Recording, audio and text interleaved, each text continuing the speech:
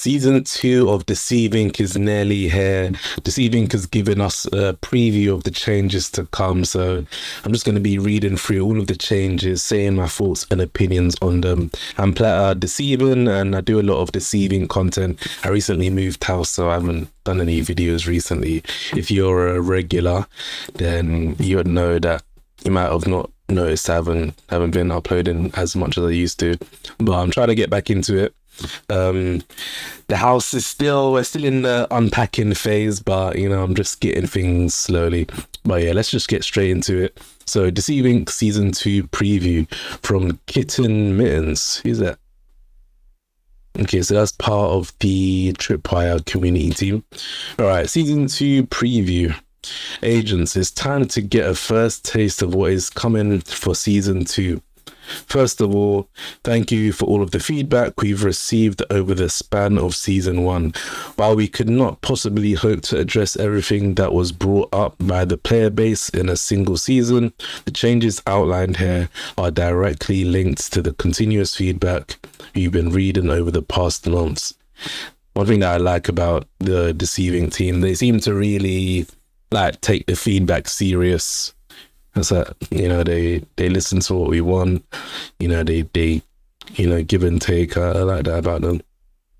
Before we get into the specifics, keep in mind that this is a preview. Things are still subject to change, and we are not yet ready to dive into agent and gadget changes / balance. Stay tuned for more details on those as we get closer to the season 2 release. For now, let's go over the more general changes to the game you can expect to see in the near future. So major additions, we've got a new agent joining the roster. A new tracker agent joins the roster in season 2. This agent will bring an entirely unique weapon type to the game and a relentless playstyle that allows opportunities for ambushes and zoning. A new weapon. We got pistols, we got submachine guns. We got machine guns, we got crossbows, slingshot. I'm wondering what type of weapon they're gonna add in. Ambushes and zoning. They didn't give us a proper preview of what the agent will look like, so they didn't give us a name either or anything. Just the class type, and that is going to be a unique weapon. We can't wait to welcome this new agent to the roster and see the plays you'll pull with them on the field, but you'll have to be a bit more patient for a full reveal. Okay, fair enough. That's good news. How long has it been since we got Red? I think the game came out in March? Yeah, it came out in March. And I think when did Red come out? I'm guessing she came out in April, maybe May. I don't even know, to be honest, I can't remember. Before we get in, all right, where were we? New catalog and progression. A new catalog will be added with 50 levels of progression and completion rewards. We want to keep the theme of the catalog under wraps for a bit longer, but expect some wild new styles for your favorite agents and more high value rewards. The first catalog was the old style themed, where all of the characters were black and white or noir, whatever you want to call it.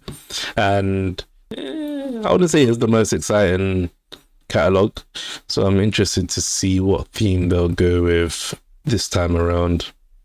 And I'm wondering how often will the catalogs be as well, because it feels like that catalog's been around for a while. General changes, Heat changes. Heat is evolving once again from feedback we've been gathering around the release of High Alert. While the overall sentiment seems to be trending much closer to a good place for Heat, the majority of feedback is still showing you want a bit more consequences. With this update, we are bringing some spicy changes to how you generate heat. Downing a civilian, staff, or technician will now give you a full heat level. So this is definitely one of the biggest changes that they're making in the game. And before, you had to down 3 NPCs just to gain 1 heat level, and that was if you done it in a close period of time. So it was almost useless. You never really got much heat levels. you would maybe get 1 maximum. You would never really reach 2, definitely never reach 3. Then they changed it so that if you hit an NPC, you gain heat. To be honest, I haven't really been playing the game as much as I used to. I've probably played it once last month with Street Fighter 6, so I've just been addicted. If you like Street Fighter, let me know in the comments who's your main. What rank are you as well? But yeah, I haven't played too much Deceive Inc recently, so I don't know how much of a difference those changes would have made. Obviously, it would have made a difference, but for people to still say that they want it to be even more consequences, I'm guessing they still felt like it wasn't enough of a consequence hitting NPC. So now if you down just one, basically if you just down one person, you gain a full heat level. Civilian, staff, or technician down in the VIP will give max heat from down in a VIP. I think some people, that will also encourage people to use VIP more, because it's like if you were a VIP, all eyes are on you, everyone's looking at you. You have to be the perfect NPC if you want to be a VIP.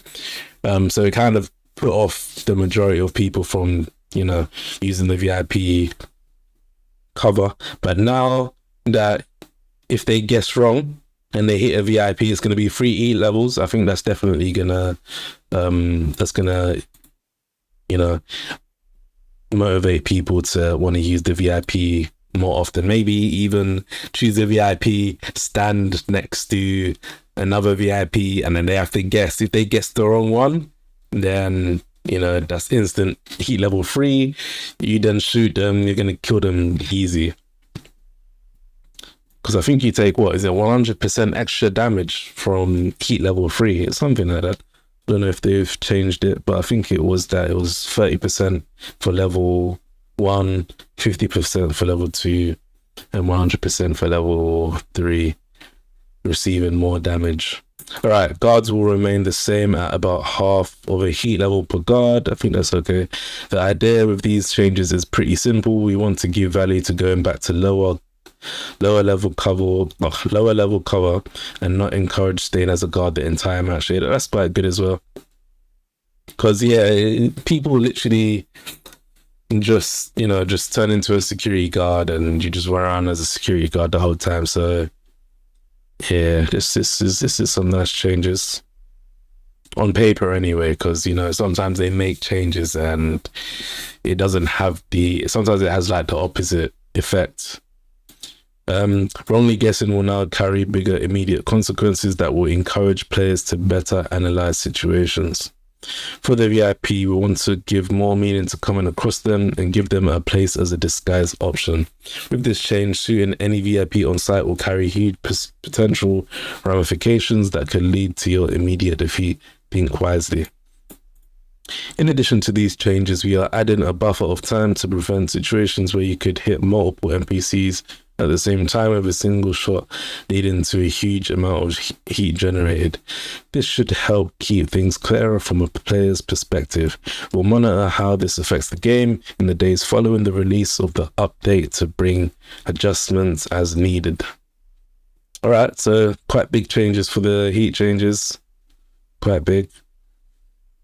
Spawn economy rebalance. For the season, we spent some time rebalancing resources, spawning in a few key ways with a single unified goal in mind, slowing down the overall pace of matches and giving some reasons to look around the vault before going to the objective.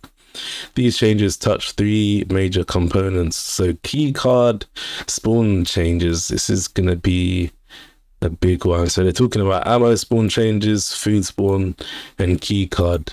Quite big. Well, I would say we'll read them after. Purple key card will no longer spawn outside the purple rooms. This will prevent early game loots that will dramatically speed up a match. A small amount of key cards can now spawn inside the vault. This will give some chance for players that did not have much. This is quite good. I like this, because when you have a bad, or it doesn't even have to be bad, it might just be that the initial phase was so quick that all of the terminals got disabled and then you just didn't get to do anything.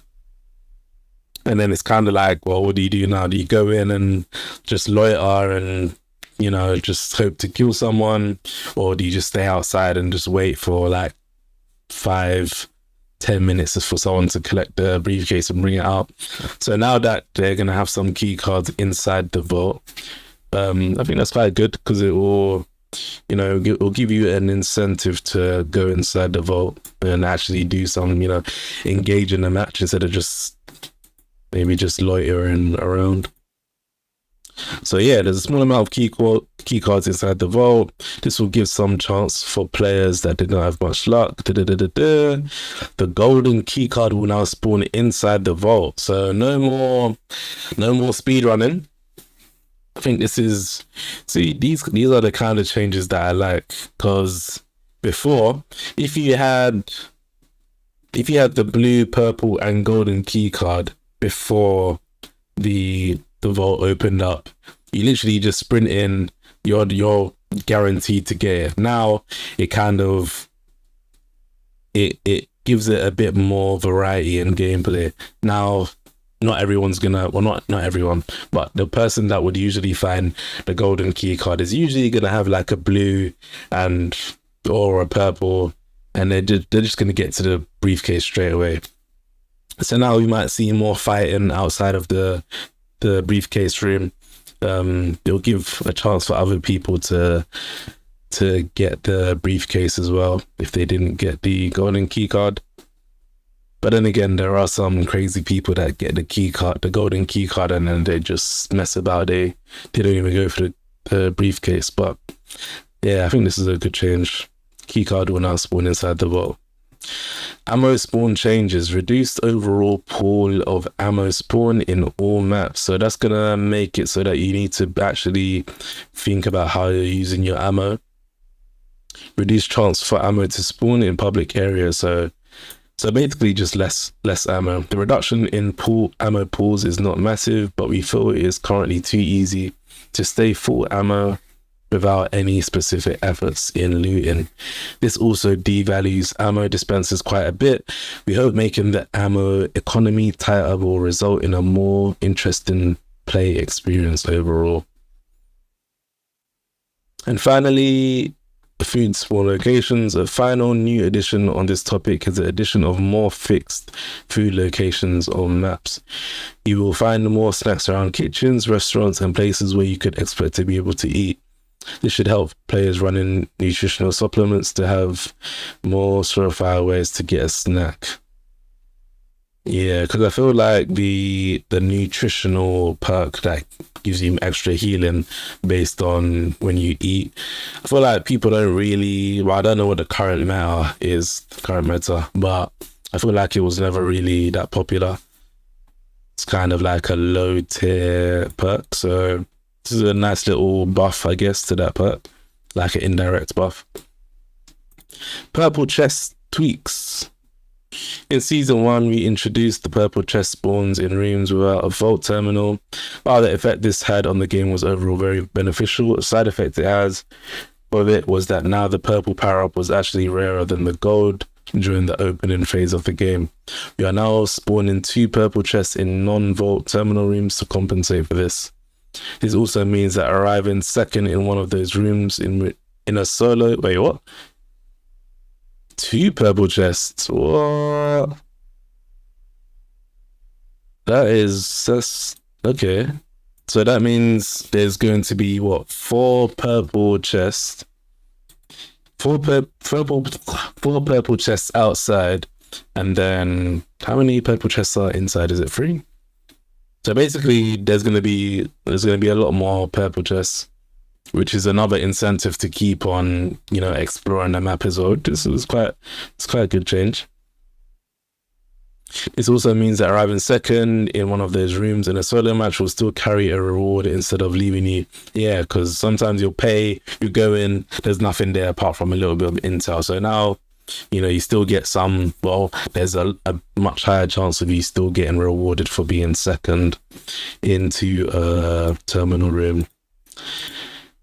Change will allow more interesting use of field upgrade builds overall. Yeah, let's see. These changes are just Even though I've been addicted to Street Fighter, the changes that these devs make, I just love it, man.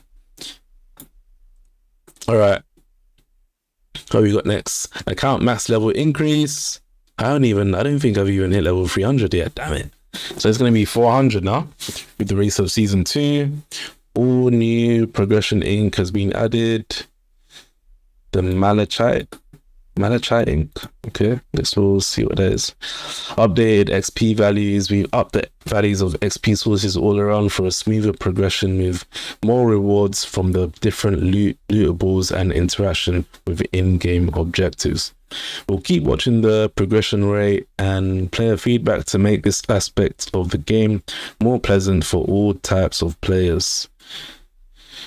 Performance work continued. So they're working on the graphics and the performance of the game. That's good.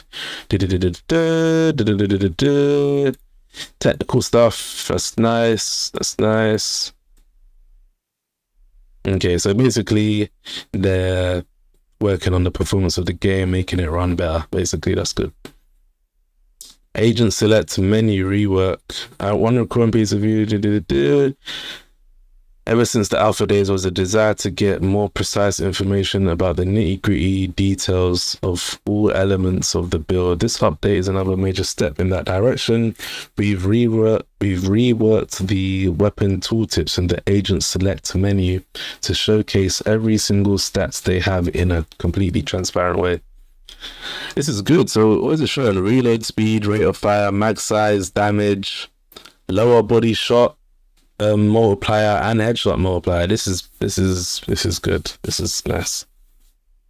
Because before it was literally just this weapon shoots fast, very fast, or decent damage. So now they're actually giving us the numbers so you can actually, basically calculate the DPS and all that kind of stuff. That's good. Okay. So yeah, weapon stats, updates to balancing will be directly shown in this menu without a client update. Yeah, this is good stuff. Inks menu rework. They've made the inks menu look better, I guess. You can actually look at it on a weapon, make it more accurate. That's nice. Additional field upgrade. Oh, hold on.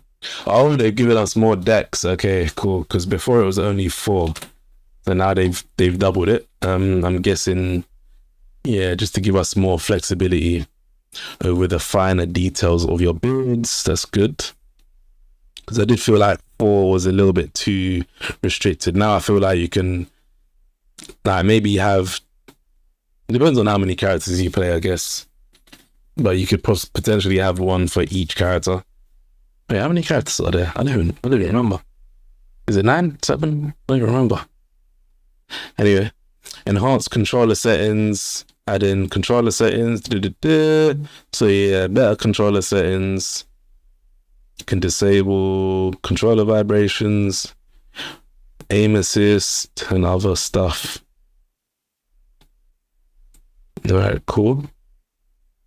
Melee shot delay. We've received quite a bit of feedback on some deadly combinations of high damage weapons with a charged melee. For example, a charged melee with a king shot from an ace could be devastating on the receiving party without much change to counterplay.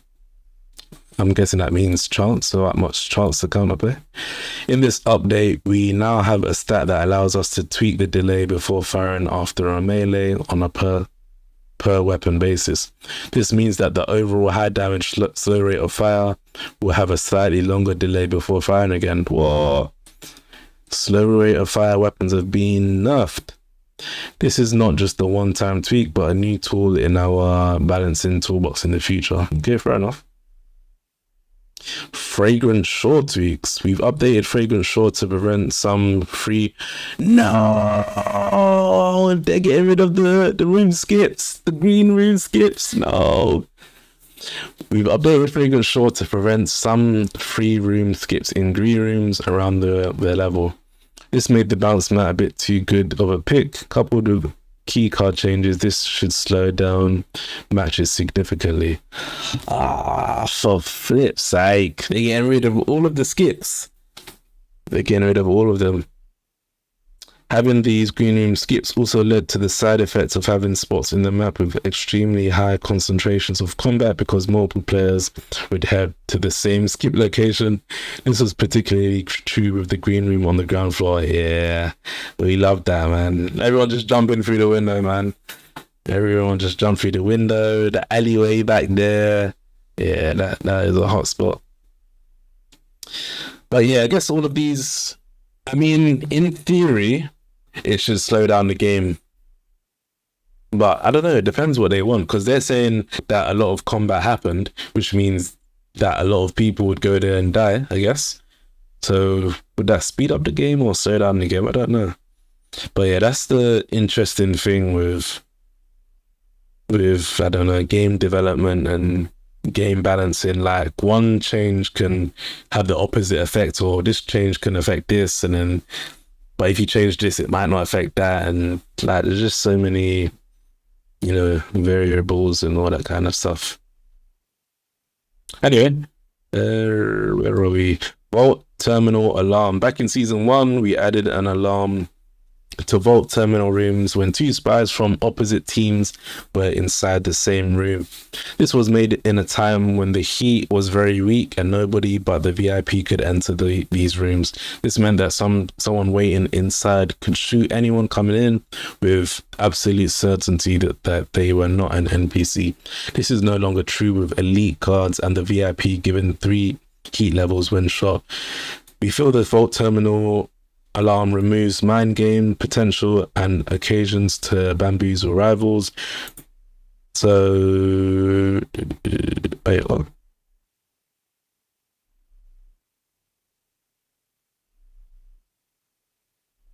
yeah, I guess that did they say that they're removing it? I'm so confused. This meant that someone waiting in the room. This is no longer true with elite cards. We feel that the vault terminal alarm removes mind games. We will monitor how this change affects the games, but we feel it will lead to more uncertainty and more interesting. Okay, so I'm guessing, unless I'm blind, I can't see where they said that they're removing it. It's probably right in front of me. But I'm assuming that they mean that they're going to remove the vault terminal alarm. Yeah. Anyway, new credits, cosmetics. What's this about? Okay, new cosmetics, basically. A few notes about balancing. While we are not quite ready to dive deep into the details of balancing, we still wanted to give some reassurance on some of the top items of chatter in the community on the balancing front. First and foremost, Larson. Both from a community sentiment perspective and from an analytics perspective, Larson is a top performing agent currently and feels quite oppressive to play against. You can expect adjustments to him to put him more in line with the rest of the cast with Catalog 2. Our focus with this update is to really raise the lowest performers of the cast. Yumi is currently at the bottom of the list. Yeah, it's because all the sweat stops playing her, that's why. She used to just go around 1 and 2 hitting people. When she got nerfed, all the sweat smoothed onto the other characters, innit? And adjust the top performers. You can expect a similar treatment to gadgets. The shield brother is getting a much needed nerf to its deployed form, and some less used gadgets like the hat trap and the drone will be getting fun new wrinkles to make them more competitive. That's quite good, because I'd say when it's just sweats playing the game, most of them are just going to use shield brother, or back in the day anyway. I don't know about now, but it's just too useful. Like, you know, you get 1 life and that shield is going to keep you alive. So yeah, it was just too strong to leave behind. We'll be diving into all the details closer to season 2's launch. All right, so that's all of the upcoming season 2 notes. Let's see, Sheldon, can the level cap be increased by more than just 100? What else do people want? Add a treasure room, add a personal spy hideout. Okay, so yeah, oh, this is a lot. Anyway, that is Deceive Inc. Season 2 preview. It seems like there's quite a few changes, and they haven't even told us about the balancing changes. They got balance to characters coming, they got balance to gadgets coming as well. So that'll be interesting to see if we get any like reworks, or because I know Hans, and even though people know how to use him now, his passives still feel a bit like they didn't know what to give him, so they just gave him the passives that he has. And they're saying that Larson is, you know, doing too well. And I know that is expertise too, where you can jump up and down, and or you can like place down the invisible circle and do crazy stuff. I know that they were thinking of changing that. I know that they nerfed it. I don't know if they're gonna change it at all. But yeah, some big changes. Key cards. You're gonna have key cards in the vault rooms now. You're gonna have more purple cases. So you're gonna have 2 in each room, or 2 in non-terminal rooms. So yes, it's some changes. More food, less ammo, so you actually have to, you know, can't just be spamming your weapon mindlessly as much. Yeah. All right. If you're interested in Deceive Inc., make sure you subscribe to the channel. I do a lot of Deceive Inc content. Yeah, let me know what your favorite change is in the comments as well. And yeah, until next time, do what makes you happy. Peace.